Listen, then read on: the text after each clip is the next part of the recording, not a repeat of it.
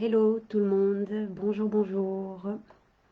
Donc nous sommes en direct, il est 18h01 et merci de me signaler, de m'informer dans le chat de la bonne réception de l'image et image et son, s'il vous plaît.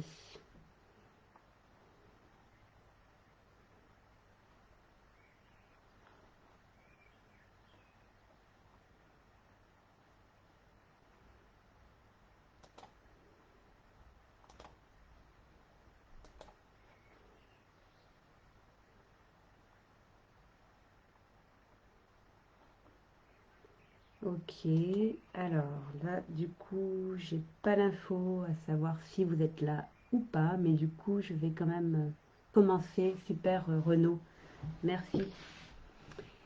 Merci d'être là. Du coup, je sais au moins qu'il y a une personne qui plus est, qui m'a posé des questions. Donc, on va pouvoir commencer ce direct. Alors, pour les questions du jour, donc il y a des questions sur les 5 éléments. Quelles sont en fait les interactions entre les 5 éléments pour équilibrer un espace? Donc on va commencer par parler de ça. On parlera également de géobiologie, de karma, de mémoire cellulaire, de vie antérieure, parce que c'était prévu lors du dernier live et que je l'avais oublié. Et c'est une question qui avait été posée aussi. Une troisième question, c'est celle de savoir si, ou plutôt comment on fait pour avoir une géobiologie qui est permanente et durable dans le temps. Donc on va parler de ça aussi. Et puis on parlera également des difficultés qu'on peut rencontrer à vouloir évoluer en n'ayant pas les finances en fait qui suivent. Donc ça c'est une question qui a été posée lors du dernier live. Et donc, on va un petit peu développer ce soir. Alors, si vous arrivez, n'hésitez pas à faire un petit coucou, à dire d'où vous regardez, qui vous êtes éventuellement. Et puis, du coup, on commence avec la première question par rapport au Feng Shui.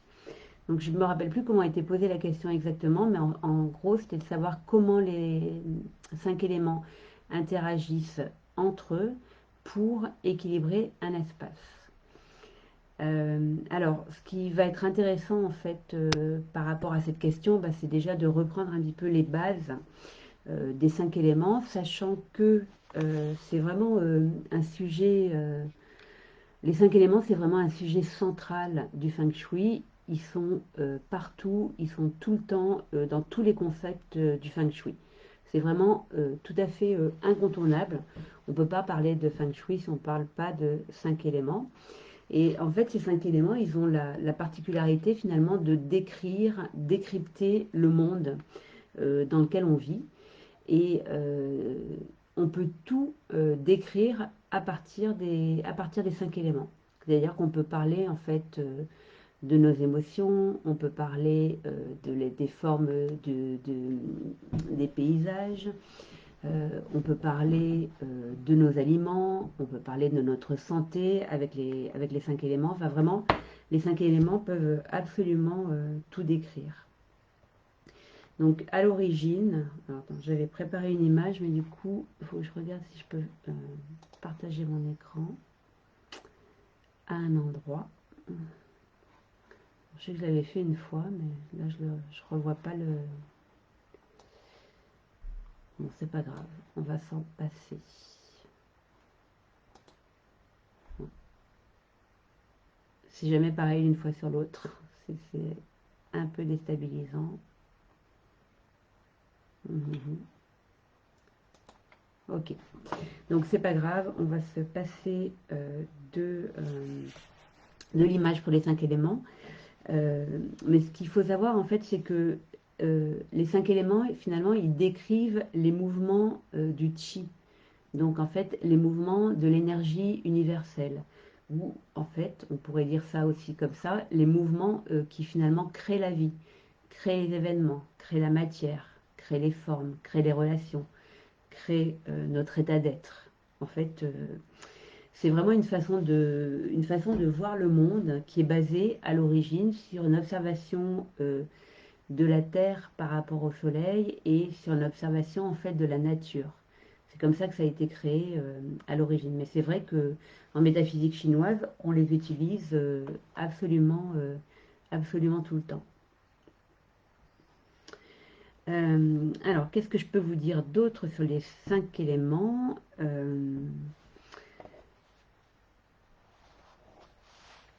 qui va être intéressant, en fait, c'est de savoir comment ils fonctionnent entre eux. Donc, pour ça, comment ils fonctionnent entre eux, il y a 3 cycles qui les décrivent. Il y a un cycle qu'on appelle le cycle de euh, production, un cycle qui s'appelle le cycle d'affaiblissement et un troisième cycle qui s'appelle le cycle de contrôle. Donc, 5 éléments sont le bois, le feu, la terre, le métal et l'eau. J'aime bien les donner dans cet ordre-là parce que le bois correspond au printemps et à la naissance en fait. Mais après, il n'y a pas vraiment d'ordre en fait pour les décrire. Ils sont utilisables en fait tout le temps et dans tous les sens. Donc avant de décrire les cycles, on peut peut-être parler des éléments avec, on va dire, leur qualité intrinsèque, vraiment leur qualité première. Donc, quand on parle du bois, on est vraiment sur un mouvement, une énergie qui est une croissance centrifuge. C'est-à-dire, en fait, le bois va partir du centre de la Terre et pour monter jusque très haut dans le ciel. Le bois, donc c'est cette énergie de créativité, de naissance, de régénération, c'est une énergie de vitalité, de projet, une énergie aussi d'endurance, de détermination, de vitalité. Ça peut être aussi une énergie pour écrire, une énergie qui est assez académique pour les arts en général, la créativité, puis les arts par exemple littéraires. Donc c'est une super belle énergie qu'on va trouver à l'est et au sud-est, dans notre maison par exemple, ou bien en se tournant vers l'est ou vers le sud-est. Et par contre, une chose qui est extrêmement importante quand on décrit les éléments métaphysiques chinois, c'est que il faut qu'ils soient en équilibre. Et un équilibre par rapport à quoi? Ben, en fait, un équilibre par rapport à un lieu donné ou par rapport à nous. Et quand il y a un trop plein d'un élément, et bien en fait, ça va nous amener ce qu'on appelle du chi, donc un mauvais chi d'une certaine façon. Donc finalement, il n'y a pas une façon unique d'équilibrer les éléments, tout va être question du contexte. Qui sont les personnes qui vivent dans ce lieu? Quels sont les besoins de chacun et du coup comment on fait pour équilibrer chacun avec les éléments dont il a besoin. Comment on fait pour drainer, diminuer les éléments qui sont pas justes pour la personne. Donc c'est vraiment complètement différent d'un endroit à l'autre et même d'une personne à l'autre. Du coup, il y a aussi tout un processus finalement à utiliser pour que les éléments soient correctement équilibrés pour chaque personne, par exemple dans un couple, ou là où il y a des enfants, ou là où il y a d'autres, des collaborateurs dans une entreprise. Donc, par exemple, s'il y a un trop plein de bois dans un endroit, et bien en fait, le risque, ça va être, on pourrait prendre comme image les ronces, euh, les friches, en fait, un endroit où il y a trop de végétaux, et bien en fait, ça va amener du fouillis, de la confusion, euh, quelque chose qui n'est pas du tout agréable. On peut parler de prolifération, en fait, avec le bois. Ça amènera du désordre, du coup, ça amènera un manque de discernement et un non-aboutissement des projets. Un trop de bois, ça va partir dans tous les sens, en fait. C'est ça. Euh, Qu'est-ce qu'on peut dire d'autre sur le bois en termes de moments dans la journée ou de moments ou de moments dans la saison, en fait, il va correspondre au matin et correspondre aussi au printemps. Voilà, c'est l'élément du printemps. Donc le bois, croissance, centrifuge. Après, l'élément feu, donc c'est l'élément suivant dans la roue des 5 éléments. C'est une énergie qui irradie dans toutes les directions. Euh, c'est une énergie qu'on va trouver au sud dans la maison, qui va permettre en fait de mettre la lumière sur les choses, de se montrer aussi en termes de visibilité. Hein, que dans les entreprises, c'est l'énergie de la communication dans le sens publicité. Voilà, c'est une énergie de joie, une énergie de confiance. Et puis quand on va avoir trop de feu, et bien en fait ça va amener de l'aveuglement, de l'hyperactivité, de la dispersion, de l'émotivité. Donc énergie du sud, énergie de midi en termes de moments dans la journée et énergie de l'été en termes de saison. Ensuite, on va avoir la Terre qui, elle, est une énergie rasante, horizontale, contenue. Hein, c'est une énergie un peu lourde. C'est une énergie qui va être une énergie qui permet d'amener de la consolidation, de la solidité, du centrage, du calme.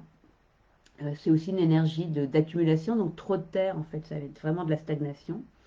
Mais c'est une énergie en tout cas de conservation, une énergie stable, une énergie qui va être intéressante dans plein de métiers, notamment l'immobilier, l'agriculture, etc. S'il y a trop de terre, on va être plutôt dans donc comme je disais tout à l'heure, hein, quelque chose de trop lourd, de stagnant, on va ressasser, on risque de tourner en rond. C'est une énergie aussi qui va être une énergie d'entêtement. Cette énergie, on la trouve essentiellement au sud-ouest et au nord-est. Et en termes de moments, dans la journée, ça va être... c'est surtout une énergie d'intersaison, entre les saisons en fait. Entre le printemps et l'été, entre l'été et l'automne, entre l'automne et l'hiver, et entre l'hiver et le printemps, on va retrouver cette énergie terre. Ensuite, on a l'énergie du métal. Croissance, c'est une énergie de centripète, de concentration et de repli sur soi. Donc ça va être l'énergie de l'autorité, de la concentration, du repli des forces finalement, de la rigueur, de l'ordre, une énergie aussi qui va aider à réfléchir, à trancher. C'est aussi l'énergie de l'intuition. C'est une énergie aussi d'argent, de par sa matière en fait. Une énergie des secrets aussi parfois. Et puis quand on aura trop de métal, on risque d'avoir quelque chose de trop tranchant, d'autoritaire, de trop rigoureux finalement. On va trouver cette énergie dans la maison essentiellement à l'ouest et au nord-ouest. Et en termes de moments dans la journée, ça va être plutôt l'énergie de la soirée. Hein, c'est l'énergie. Et pour la saison, ça va être l'énergie de l'automne. Et enfin, l'énergie de l'eau, qui est une énergie qui va vers le bas et qui est une énergie qui ondule. Donc cette énergie de l'eau, c'est une énergie fluide, ça coule, ça circule, c'est aussi une énergie de tolérance, une énergie qui va beaucoup s'adapter en fait à son contenant. C'est une énergie de mouvement, d'ondulation, c'est une énergie aussi de secret révélé cette fois. Euh, et c'est une énergie finalement qui est une énergie de sagesse et de diplomatie. Mais si on va trop loin dans le sens trop d'énergie eau, et bien en fait ça risque d'être l'excès de paroles, donc des mauvaises paroles ou des paroles de commérage par exemple, ça peut être de la confusion, du débordement, une eau, comment on va dire, trop d'eau stagnante qui engendre en fait de la putréfaction finalement. Ou alors trop d'eau, c'est parler pour ne rien dire. Voilà, et le secteur de l'eau, ça va être le nord. et le moment de la journée, ça va être plutôt la nuit pour l'eau. Voilà, je vous ai rebrossé un petit peu le portrait des 5 éléments, sachant que certaines personnes les connaissent moins bien. Mais donc la question c'était en fait comment on fait pour les équilibrer, comment ils s'équilibrent finalement dans l'espace, comment ça marche, bon, cet équilibrage. Donc, je disais tout à l'heure, il y a 3 cycles. Le cycle de production, c'est vraiment un élément qui va produire, engendrer ou nourrir l'autre. Donc, le bois nourrit le feu nourrit la terre nourrit le métal et le métal nourrit l'eau. Donc, pour vous donner des exemples bien concrets, bon, on voit bien que le bois, les bûches de bois par exemple, vont nourrir le feu, hein, vont faire grossir le feu. Le feu va pouvoir redynamiser la terre, hein. Parfois on va brûler un champ par exemple, ou brûler de la végétation pour redynamiser la terre. La terre, elle, va engendrer le métal, hein. On va trouver les métaux en fait dans la terre, en creusant la terre. Le métal, lui, va enrichir l'eau, dans le sens où l'eau, en passant au travers des roches, va se charger de minéraux, de minerais d'ailleurs aussi. Donc le métal nourrit l'eau. Et enfin, l'eau va nourrir le bois, simplement l'eau va faire pousser les végétaux. Voilà, voilà des moyens mémotechniques en fait de comprendre comment ça fonctionne. Donc par exemple, pour répondre à la question comment ça marche en termes d'interaction, eh bien imaginons une entreprise qui a du mal avec la visibilité. Elle pourrait tout à fait, donc le dirigeant de l'entreprise hein, en l'occurrence, pourrait tout à fait donc repérer dans son espace où se trouve le secteur sud. Donc savoir que peut-être c'est le bon endroit où s'installer au sud pour, par exemple, travailler à sa communication et travailler à sa visibilité, hein, c'est un des exemples. Et puis, sachant que le bois nourrit le feu, ce secteur sud pourrait tout à fait accueillir une ou des plantes pour faire s'expanser finalement ce feu.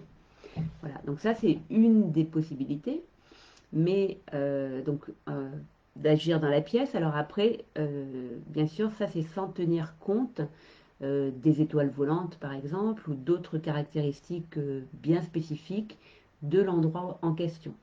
Mais en tout cas, ça peut valoir le coup d'essayer hein, ce type de préconisation. On va vite voir en fait si ça fonctionne ou ça fonctionne pas finalement d'essayer de mettre une plante dans le secteur sud. Alors je dis une plante, mais ça peut être quelque chose de tout à fait symbolique, hein. Ça peut être par exemple la représentation d'une forêt, la représentation d'une forêt de bambous, ça peut être des bambous dans la pièce. Enfin, y a plein de façons de représenter le bois qui va enrichir le feu. Et puis on pourrait aussi choisir de développer directement le feu en peignant un mur en rose ou en violet par exemple, ça pourrait être une idée aussi, ou en amenant la symbolique triangulaire ou pyramidale du feu dans cette pièce. Donc en fait, il y a toujours beaucoup de possibilités de faire, comment on va dire, de faire se renforcer ou, on va le voir tout à l'heure, s'atténuer les éléments. Donc voilà une des façons de faire interagir deux éléments. Donc le second cycle, donc là on a parlé du cycle de production, le second cycle va s'appeler le cycle d'affaiblissement. Et celui-ci en fait il va fonctionner tout à fait à l'inverse. Donc là on a parlé du bois, feu, terre, métal et eau. Et là on va partir complètement à l'envers. C'est-à-dire que on sait que si l'eau nourrit le bois, on sait que le bois d'une certaine façon va épuiser l'eau. Donc ça, on peut le voir, par exemple, on met un vase avec de l'eau fraîche et des fleurs fraîches. Et puis très rapidement, si on ne rajoute pas de l'eau fraîche tous les jours, et ben en fait les fleurs, donc le bois, aura absorbé en fait toute l'eau. Donc le bois va affaiblir, affaiblir l'eau. Ensuite, le feu, en le brûlant, va affaiblir le bois. La terre va affaiblir le feu. Donc là, comme moyen mémotechnique de le retenir, ça peut être la terre qui va étouffer le feu. Hein. Si on jette des pelletées de terre sur un feu, on va pouvoir l'éteindre, l'étouffer. Le métal va épuiser, affaiblir la terre. Donc là, moi, je trouve que le moyen mémotechnique le plus fort, on va dire, c'est la carrière avec les pelleteuses qui vont détruire une montagne. Hein. Mais bon, avec une pelle, on va pouvoir faire un trou et enlever de la terre. Donc voilà, le métal affaiblit la terre. Et enfin, l'eau va affaiblir le métal dans le sens où le métal va être rouillé dans l'eau, donc va finir par se désintégrer et disparaître. Donc voilà encore des moyens mémotechniques. Et donc parfois, dans un espace, eh bien, il va y avoir justement un élément non pas à renforcer, mais un élément à diminuer. Alors, comment on sait qu'un élément est à diminuer? Bon, bien sûr, en faisant faire une étude feng shui, on va pouvoir voir en fait les éléments et puis qui vont forcément être en correspondance avec ce que vit la personne. Mais sinon, après, comment voir s'il y a un élément qui est en trop grande quantité? Bah, ça va être par exemple, qu'est-ce que je pourrais vous prendre comme exemple? Si on reste sur l'exemple de tout à l'heure avec trop de bois, par exemple, donc ce serait un lieu où une personne dans l'entreprise en fait serait complètement hyperactive, tiendrait pas en place, aurait des idées sans arrêt et puis irait soumettre ses idées dans le bureau d'à côté et arriverait pas en fait à se poser quelque part et cette pièce-là, ça mériterait de voir en fait s'il n'y a pas trop de bois, par exemple trop de plantes, hein, ça pourrait être une idée, mais après ça peut être aussi trop de bois dans la personnalité de la personne. Mais en tout cas, la façon en fait d'atténuer ce bois, et ben, à l'inverse de tout à l'heure, ça va être d'amener du feu pour que le feu puisse d'une certaine façon drainer le bois, brûler le bois finalement. Et donc, du coup, on choisira dans cette pièce d'amener cet élément feu, mais qui va avoir pour rôle, cette fois, de drainer le bois. Donc, on est dans la situation inverse par rapport à tout à l'heure. Hein, tout à l'heure, où on amenait du bois pour faire euh, grandir le feu, finalement. Donc là, c'est qu'on amène du feu, mais c'est pas que pour développer le feu, mais c'est surtout pour atténuer le bois. Et dans le même temps, de toute façon, on va quand même développer les qualités du feu, c'est-à-dire en fait amener de la joie, de la conscience, et puis apaiser le côté vraiment trop puissant dans ce cas-là du bois.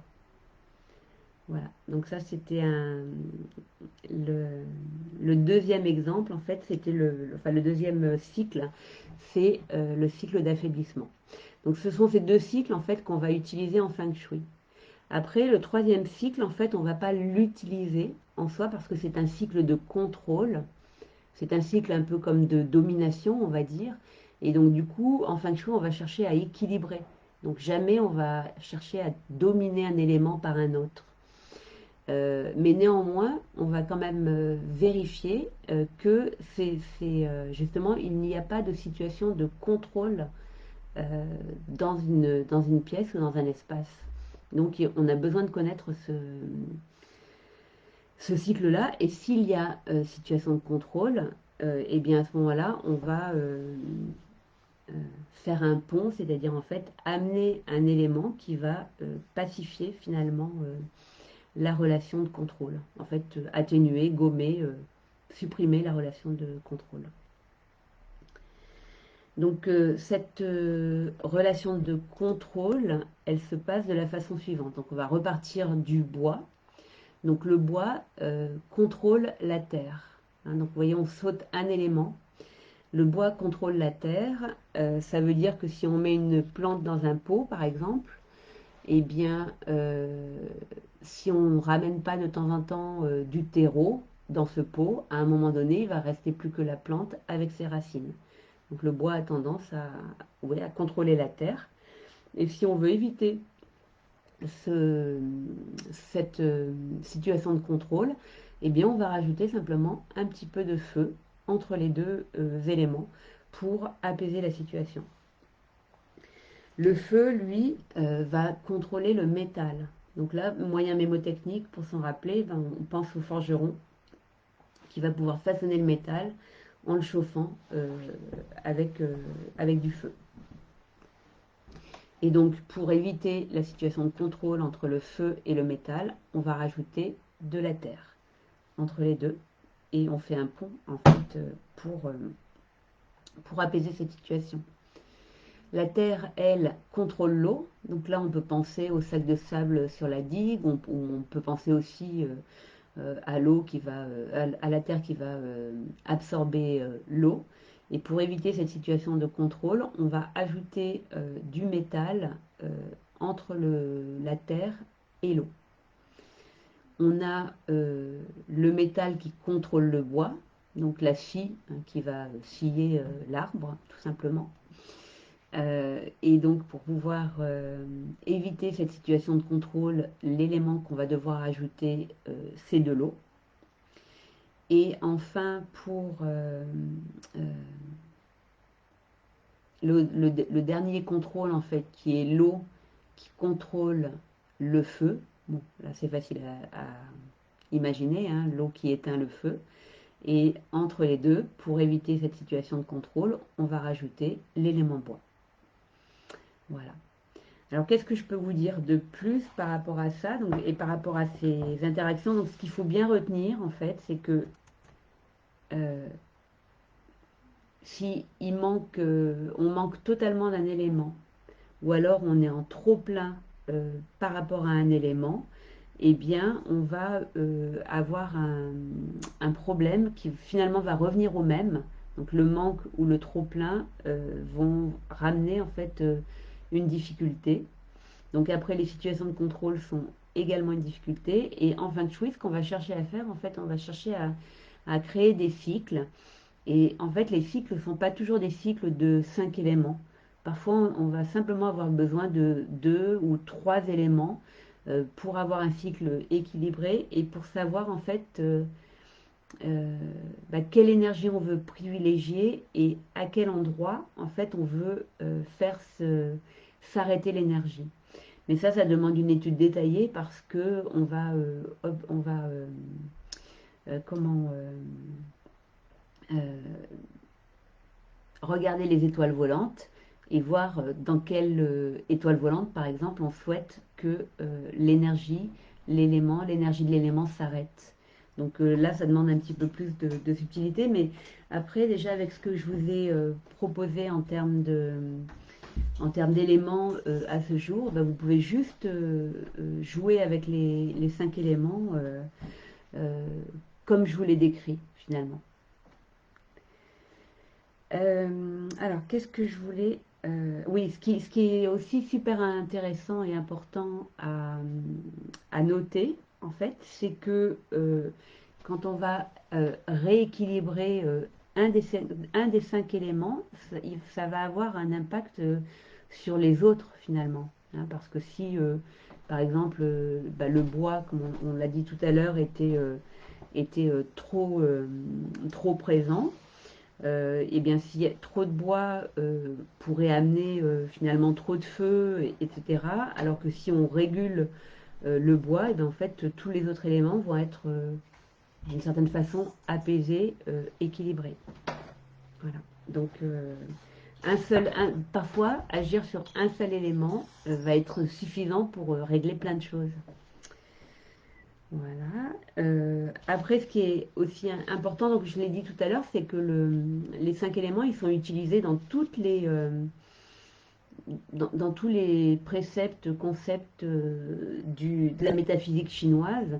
Donc du coup, on va pouvoir les observer, notamment avec le Bazi. Ça va nous dire des choses sur la personne, l'astrologie chinoise. Et puis, du coup, on va pas faire le feng shui de la même façon pour une personne, par exemple, qui dispose de énormément de feu que pour une personne qui dispose de énormément de métal. Donc tout va être question, en fait, d'équilibre entre les espaces et les occupants. Et c'est pour ça qu'en fait, le feng shui, il doit aussi être fait en fonction du Bazi, de l'astrologie de ses occupants.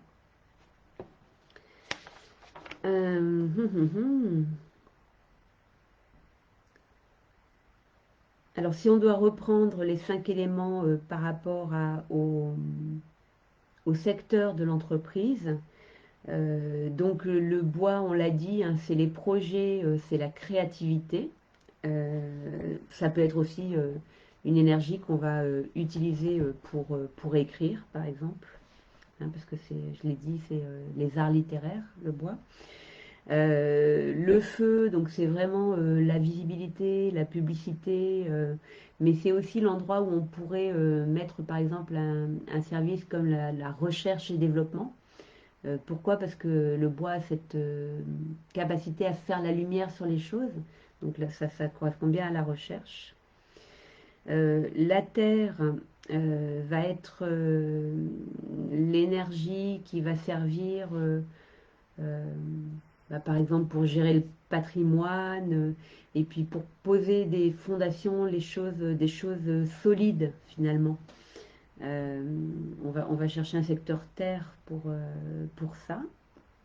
Le métal, ça va être l'énergie aussi de la communication, mais plutôt de la communication verbale, et puis ça va être aussi euh, l'énergie de la logique, des prises de décision aussi. On va chercher cette énergie du métal. Et l'eau, c'est plutôt les flux, la communication, donc aussi d'une certaine façon, mais plus la communication interne. Et puis c'est aussi une énergie très spirituelle, mais comme le métal aussi, hein. Donc bon, voilà, ça, ce sont des petits exemples. Je vous invite en fait à revoir les vidéos sur les étoiles volantes, les vidéos aussi qu'il y a sur mon site sur les 5 éléments, comment on fait pour les utiliser au quotidien en fait, voilà, comment on manage en fait avec les 5 éléments. C'est très intéressant d'apprendre à les repérer. Ça prend un petit peu de temps, mais c'est vraiment une façon d'observer la vie qui est intéressante. Donc, essayer de diminuer en fait un élément ou au contraire de rajouter un élément en fonction de l'énergie dont on a besoin. Voilà, donc je vais terminer la réponse à cette question, qui était la question la plus longue, je pense, de notre rencontre de ce soir, avec donc cette idée que on peut faire du feng shui en fait finalement à tous les niveaux, mais si on fait le feng shui tel que je le propose, c'est-à-dire en s'occupant d'abord, on va en parler tout à l'heure, de la géobiologie, ensuite de notre développement à nous et enfin du feng shui pour construire le futur, mais on va avoir en fait quelque chose de tout à fait complet et du coup efficace. Voilà, voilà, j'espère que ça a répondu à la question. Donc, la deuxième question à laquelle je voulais répondre, c'était en fait quel rapport il peut y avoir entre le karma, les mémoires cellulaires et la géobiologie. Donc, pour les personnes qui connaissent moins bien la géobiologie, qui pour moi en fait est complètement indispensable avant de faire du feng shui, c'est une discipline qui étudie l'interaction entre les êtres vivants, l'environnement et les énergies entre terre et ciel. Donc en fait, pour être simple, ce sont les énergies invisibles, intangibles, qui normalement font partie intégrante du feng shui, mais qu'en Occident, en fait, on a séparé en deux. Donc on va chercher en fait avec la géobiologie à comprendre comment les choses fonctionnent d'un point de vue euh, géomagnétique finalement. On va chercher à savoir s'il y a des courants telluriques particuliers, s'il y a des phénomènes géobiologiques qui peuvent perturber les cellules du vivant. En fait, on va observer des centaines et des centaines de paramètres et les rééquilibrer pour le bien-être des personnes en fait, qui vivent dans le lieu. Donc c'est vraiment, on s'intéresse avec la géobio aux énergies subtiles, aux mémoires des objets, aux mémoires des murs, etc. Et en fait, pour moi, ces mémoires, elles sont en correspondance, en corrélation avec les mémoires des personnes. Alors pourquoi je suis en train de rechercher mes petites notes. Quel est le lien, en fait, finalement, entre ces phénomènes de géobiologie et les personnes qui vivent dans le lieu. Euh, la vie, en fait, sous tous ses aspects, ne nous montre que des points sur lesquels on peut évoluer, ne nous montre que des résonances sur lesquelles en fait on a quelque chose à faire pour libérer un certain nombre de choses de notre passé récent ou ancien ou très ancien. C'est-à-dire quand je dis récent, ça peut être ce qui s'est passé avec une personne il y a 3 ans ou il y a 3 mois d'ailleurs, hein, et dans notre enfance ou ce qui s'est passé finalement au niveau du transgénérationnel ou au niveau karmique, au niveau des vies antérieures. Donc c'est vraiment ça qu'il faut retenir, c'est que la vie, en fait, ne fait que nous montrer des choses que l'on peut faire, que l'on peut réparer, que l'on peut faire évoluer pour nous-mêmes évoluer. Euh, donc, et en plus, on est en fait comme une goutte d'eau dans l'océan ou comme un grain de sable sur une plage où on pourrait presque imaginer qu'on est comme des milliards de cellules en fait qui composent quelque chose de beaucoup plus vaste de l'ordre de la planète Terre ou de l'ordre de l'univers. Donc en fait on est comme ça tous reliés avec un certain nombre de choses à harmoniser à notre petit niveau et en même temps qui a de l'impact ou de l'importance au niveau de la planète entière par exemple. Donc c'est cette idée en fait que à la fois on doit faire que notre part du colibri et à la fois tout ce qu'on fait est un petit bout de ce qui est en train de se passer par ailleurs. D'accord? Quand on bouge un grain de sable sur la plage, eh bien en fait on a un impact en fait d'une certaine façon sur tous les autres grains de sable. Donc, tout ça pour dire que, quelle que soit la façon dont on choisit d'observer la vie, finalement, on peut observer une relation, on peut observer un événement, on peut observer notre maison qui est vraiment super intéressante parce qu'elle va nous décoder plein de choses euh, proches de nous, finalement, hein, dans nos pièces de vie, dans nos bureaux, etc. En fait, c'est un peu comme si finalement la vie ne faisait que nous parler de nous, que nous parler de ce que l'on doit développer, de ce que l'on doit faire évoluer, de ce que l'on doit au contraire atténuer. Voilà. Et donc c'est pour ça qu'il y a un lien, mais ce lien en fait entre nos maisons et nous, et puis du coup nos mémoires, etc. Et nous, et ben en fait, on pourrait l'observer dans chaque situation de la vie en général. Et l'intérêt de l'observer au travers des maisons, bah, c'est simplement parce qu'on a ici comme ça tout à proximité pour faire ces observations-là. Voilà. Donc tout ça pour dire que ce qui nous arrive n'est pas forcément, on va dire, de notre responsabilité dans le sens qu'on n'a pas forcément laisser entrer ce truc-là dans notre vie euh, volontairement, mais néanmoins, chaque événement a un sens et va venir révéler quelque chose activer une résonance dont on va devoir, à un moment donné, en fait, se libérer ou pacifier les choses. Mais finalement, si on regarde bien les choses, la simple observation de notre corps va faire exactement la même chose. Alors, après, ce qui est aussi intéressant quand on le fait avec nos maisons, c'est que d'une certaine façon, en fait, on a comme ce détachement pour observer l'extérieur de notre intérieur, on va dire. Et en même temps, ça nous amène en fait à prendre conscience de choses qui sont profondément ancrées dans notre intérieur. Donc c'est pour ça que c'est super intéressant de faire l'observation de ce point de vue-là.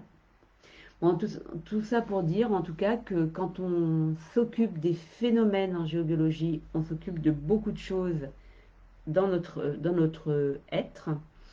En harmonisant en fait les perturbations géobiologiques dans le lieu de vie, notre lieu de travail, hein, là où on exerce aussi, on va en fait amener en fait un environnement qui est beaucoup plus sain, qui est beaucoup plus équilibré, qui est beaucoup plus propice au bien-être, à la santé et à la vitalité. Et du coup, on harmonise ou on nettoie aussi des mémoires très très profondes. Voilà. Qu'est-ce que j'avais noté que je voulais vous partager? Oui, ce qui est aussi intéressant à observer, c'est que en fait, ce que je vous dis par rapport à nous dans nos maisons, donc les mémoires, les résonances, etc. Et bien ça, on peut aussi l'observer également par rapport, par exemple, à une culture, ou par rapport à une ville, ou par rapport à un pays en particulier. Par exemple, j'en sais rien, moi je suis en Auvergne, alors là je suis en Corse tout de suite, mais en Auvergne, et ben, par exemple, c'est une terre qui est marquée par plein de choses. Il y a des volcans, mais il y a eu aussi la bataille de Vercingétorix, et puis voilà, il y a tout un tas de choses, une culture très rurale, etc. Et donc, du coup, chaque habitant de l'Auvergne va aussi avoir à traiter finalement ses mémoires qui sont très, qu'on va dire, très, très locales ou très culturelles par rapport à sa famille. Mais si quelqu'un vient habiter en Auvergne, par exemple, eh bien, il va avoir une part de ses mémoires aussi à gérer, qui sera en lien avec ce nouveau lieu qu'il a choisi et avec sa propre histoire, en fait, de certains ancêtres. C'est parfois tellement éloigné qu'on ne sait pas forcément d'où ça vient exactement, mais il y a des mémoires voilà, de l'ordre du macro, en fait, aussi à étudier. Donc, en fait, avec la géobiologie, on ne fait pas que s'occuper des phénomènes sous terre, etc., extérieurs.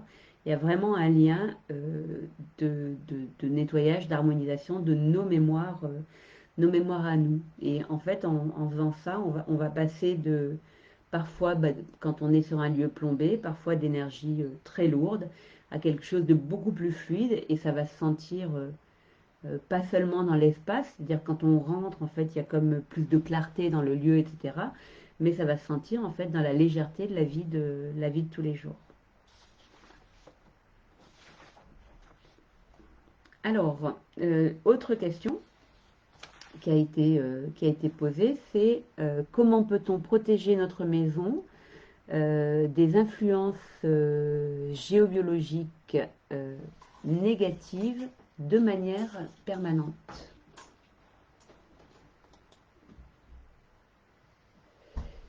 Donc, ce que j'ai envie de dire par rapport à ça, c'est que... Attends, je vous demande un petit instant.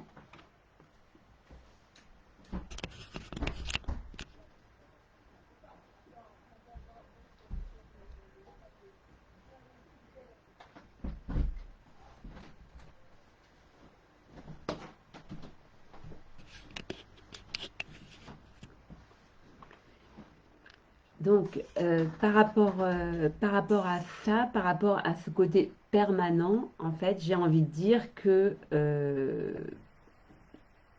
je ne pense pas qu'on puisse parler de permanence. Pourquoi on ne peut pas parler de permanence? Parce qu'en fait, on est des êtres évolutifs et on va avoir, on a eu et on aura, et depuis toujours, euh, c'est notre job en fait, c'est notre rôle de continuer à évoluer.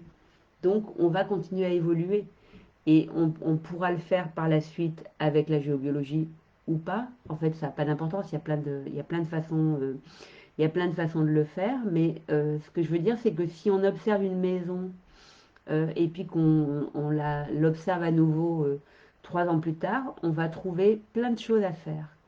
Non pas parce que le travail a été mal fait, par exemple par un autre géobiologue, mais parce que pour nous, c'est le moment d'aller creuser un peu plus loin.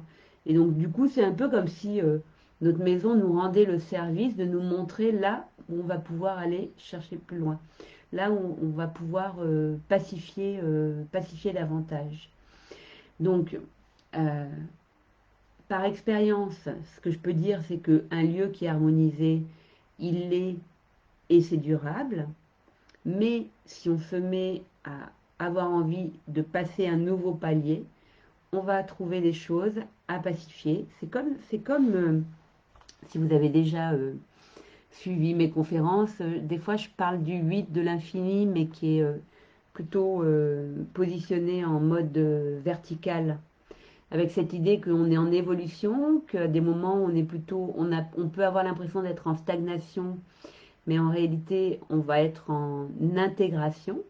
Et puis on va aller chercher un peu plus bas les ombres pour remonter et évoluer.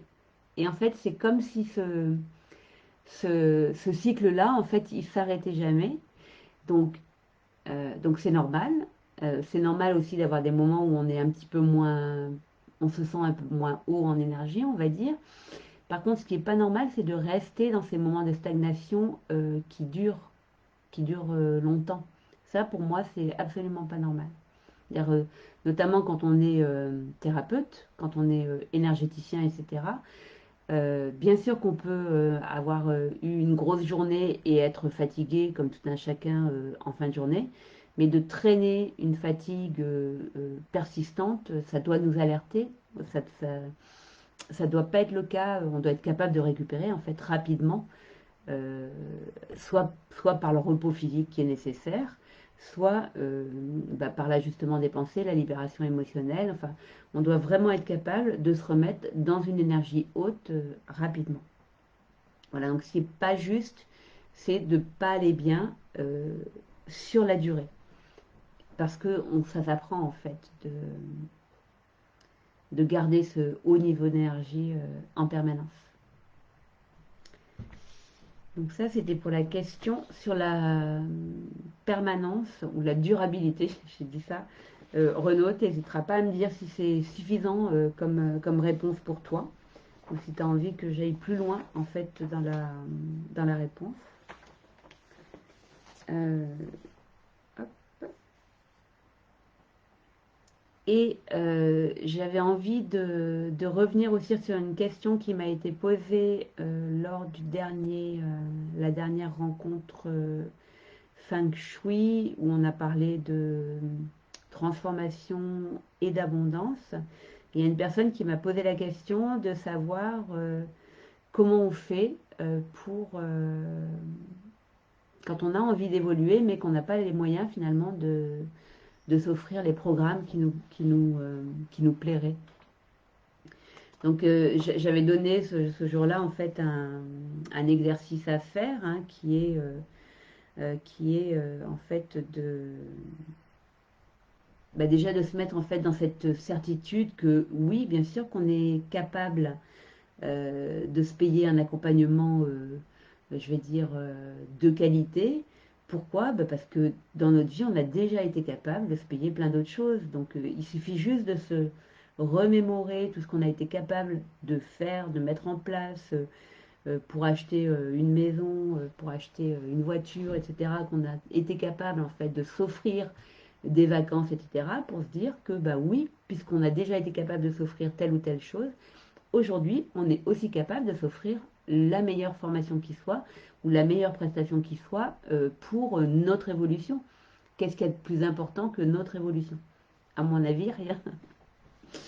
Donc il y a ça comme conseil, hein. Donc comment on fait? Ben, en fait, on fait qu'on est dans la confiance que oui, quand ça va être juste, quand ça va être le moment, quand on va rencontrer la bonne personne, bien sûr qu'on va pouvoir se payer le programme qui est notre programme.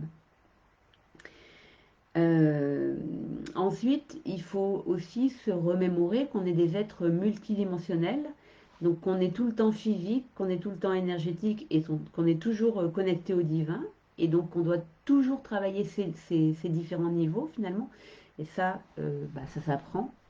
Donc il y a plein de ressources aujourd'hui pour apprendre tout ça. Et après, on va l'apprendre aussi plus vite quand on est correctement accompagné. Et puis après, il y a l'idée aussi par exemple, de faire des affirmations positives, comme je peux toujours m'offrir ce que je veux, par exemple, hein. C'est vraiment un exemple. Pourquoi, euh, pourquoi c'est vrai? Alors c'est vrai si on n'est pas, si on arrive à sortir justement de la sensation de manque. Mais c'est vrai parce que on est déjà dans le futur, encore dans le passé et également dans le présent, hein, en millefeuille. Donc, le jour où on va vraiment avoir les moyens de s'offrir absolument tout ce qu'on veut existe déjà. Donc, le fait d'affirmer je peux m'offrir tout ce que je veux est juste dès aujourd'hui et d'autant plus juste que cette sensation est une sensation qui est déjà réelle dans notre vie d'aujourd'hui. C'est-à-dire qu'on ne peut pas faire ça à partir d'une sensation de manque. Donc il faut vraiment être capable d'observer tout ce qu'on a en fait en termes d'abondance aujourd'hui. Aujourd'hui, quelle est mon abondance? J'ai une abondance de livres, j'ai une abondance de formations à ma disposition, tellement de formations à ma disposition que j'ai même pas le temps de toutes les faire, tellement il y en a, hein. Si on regarde notamment tout ce qui nous est proposé, par exemple sous forme de défis, etc., par des grandes têtes d'affiche finalement, hein. On a vraiment déjà beaucoup de choses à notre disposition. Abondance de vêtements, abondance, enfin peu importe en fait l'abondance que vous avez, mais il faut vraiment arriver à se mettre dans cette dynamique de je suis déjà abondance. Pour ma part, j'habite à la campagne, donc moi j'ai l'abondance de verdure, de campagne, d'air pur, de voisins sympathiques. Enfin, je sais pas, il y a plein de choses. Donc, c'est vraiment apprendre à se mettre dans cette dynamique-là et à être dans cette certitude que ça va continuer, dans le temps. Et donc, un dernier point aussi qui va être fondamental dans tout ça, c'est de sortir de la victimisation. Et je dis pas ça du tout, comment, hum, par méchanceté entre guillemets. C'est un état que j'ai moi-même tellement expérimenté et que je suis encore aujourd'hui amenée à déjouer, que c'est vraiment important. En fait, dès lors qu'on imagine qu'on ne peut pas faire les choses à cause d'une difficulté extérieure, on est dans la victimisation. Et on peut reprendre notre pouvoir bah, que quand on le reprend pour de vrai et qu'on sait qu'on va pouvoir de nous à nous, à partir de nous, avec cette honnêteté de nous à nous, on va pouvoir en fait changer les choses. Donc super important d'apprendre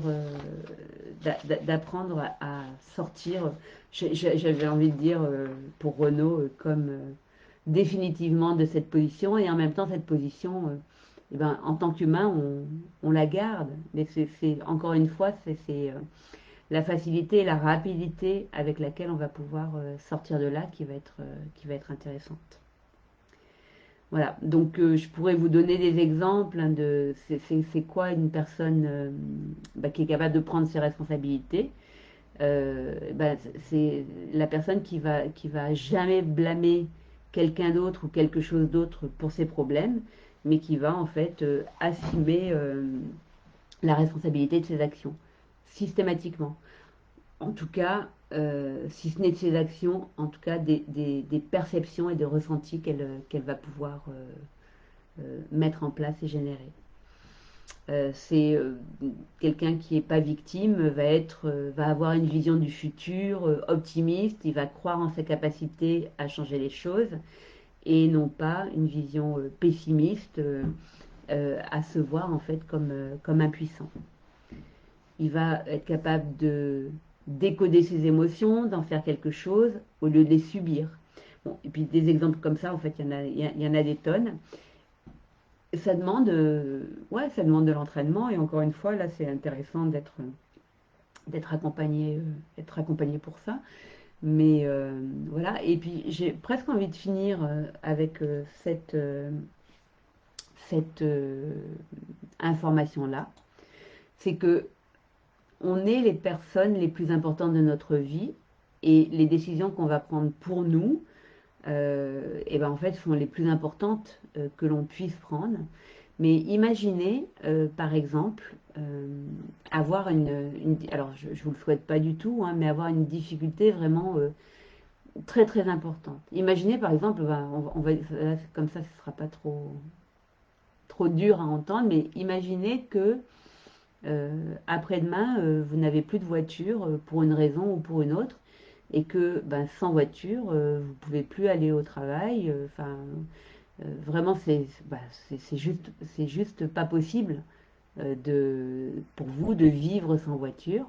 Ben, d'une façon ou d'une autre, vous allez trouver l'argent qui vous est nécessaire pour acheter une voiture.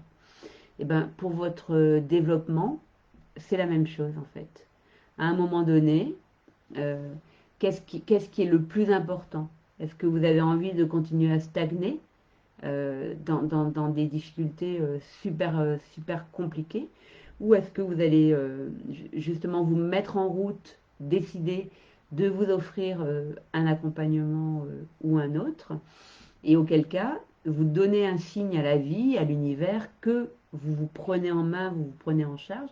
Et du coup, la vie va vous montrer que vous avez eu raison de le faire, puisque bah, y a des choses qui vont changer, parce que vous aurez complètement changé de posture et que vous serez choisi en premier. Et c'est pas égoïste de se choisir en premier. Pourquoi? Parce que quand on va bien, et ben en fait, on peut donner bien mieux à son entourage, à ses proches, etc. Voilà. Donc à des moments, il y a des décisions à prendre, et puis c'est pas tout le temps non plus. Je veux dire, c'est quand c'est le moment et quand c'est le moment pour vous avec la bonne personne. Euh, Alors, j'ai pas de commentaires. Donc, ce que je vous propose, bah, ça fait pile 1 heure. Donc, je vous propose de m'arrêter là. Juste pour vous dire, mais je vais mettre un lien après le live. Ah non, je vais vous le mettre tout de suite. J'ai encore 2 ou 3 places pour des consultings en fait avant la fin du mois de juin. Donc je vous propose un rendez-vous qui soit à la fois un rendez-vous d'évaluation et un rendez-vous de déblocage et un rendez-vous de clarté. On pourra voir justement pour vous quel est l'élément qui semble être l'élément à réguler et comment vous pouvez le faire avec la vie qui est la vôtre aujourd'hui. Et donc pour ça, bah, je vous mets un lien dans la discussion, dans le chat, et vous pouvez prendre ce rendez-vous. Mais vraiment, il y en a très peu, hein, des rendez-vous disponibles. CTRL-C. J'aurais dû vous le mettre plus tôt, mais je vous le mets maintenant. Voilà, et puis bah, on se retrouve normalement le 26 juin pour un live. Donc là, vous recevrez l'information sur le groupe par email aussi. Donc un live toujours axé liberté et abondance, parce que ça me tient à cœur, vraiment. Donc, je ne sais pas encore exactement sous quel angle je vais le faire, mais voilà. Et puis, si vous avez des questions, n'hésitez pas à les mettre en commentaire. Et s'il y a beaucoup de questions, bah, à ce moment-là, on se revoit la semaine prochaine. Et sinon, plutôt après le 26. Bon, à voir. Voilà. En tout cas, merci d'avoir été là.